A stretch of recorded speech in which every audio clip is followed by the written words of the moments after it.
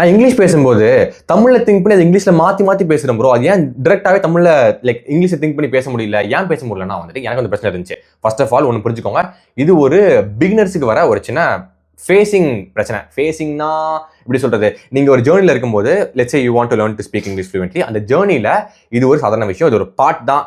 எல்லாருக்குமே இல்லை, எனக்கும் அந்த பிரச்சனை இருந்துச்சு, நிறைய பேருக்கு அந்த பிரச்சனை இருக்கு.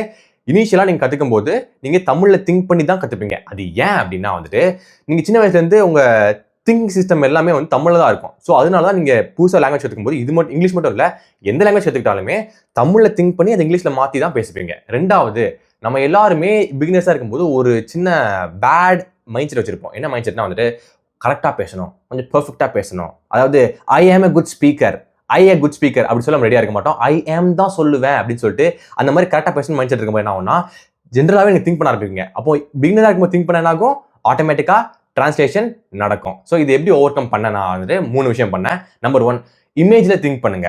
அதாவது நீங்கள் வந்துட்டு ஜென்ரலாக பேசும்போது எப்படி ஒரு ஸ்பீக்கரோட மைண்ட் ஒர்க் ஆகும்னா அவங்க இமேஜ் இல்லை மீனிங், அதாவது இமேஜ் மீனிங் ஆல்மோஸ்ட் ஒன்று தான், அந்த ரெண்டு ஒன்றில் திங்க் பண்ணி அப்படியே பேசுவாங்க. தே டிஸ்கிரைப் இட், தே டோன்ட் வார்த்தைக்கு வார்த்தை போட்டு பேச மாட்டாங்க.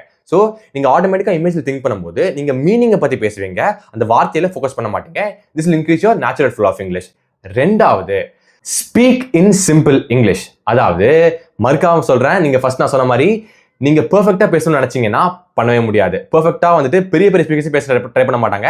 பெர்ஃபெக்ஷன் அப்படின்றது உண்மை கிடையாது, அது ஒரு கெட்ட வழின்னு வச்சுக்கோங்களேன். ஸோ அந்த வழிக்கு நம்ம போக வேண்டாம். நீங்க சிம்பிளா பேசணும்னு யோசிக்கும் போது, அதாவது I can help you speak English, you want to join my course, you don't want to get lost. So இந்த மாதிரி பேசும்போது உங்களுக்கு ரொம்ப ஈஸியா இருக்குங்க. ஃபியரும் இருக்காது, ஓவர் திங்க் பண்ண மாட்டீங்க, நீங்க பாட்டு பேசிட்டே இருப்பீங்க.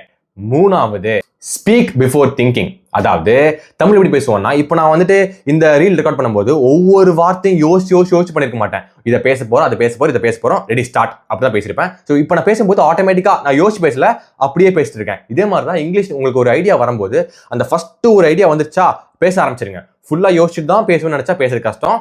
ஸோ இந்த 3 ட்ரிக்கு நீங்க அப்ளை பண்ணீங்கன்னா கண்டிப்பா உங்களாலையும் டைரக்டாவே இங்கிலீஷ்ல டிரான்ஸ்லேஷன் இல்லாம திங்க் பண்ணி பேச முடியும்.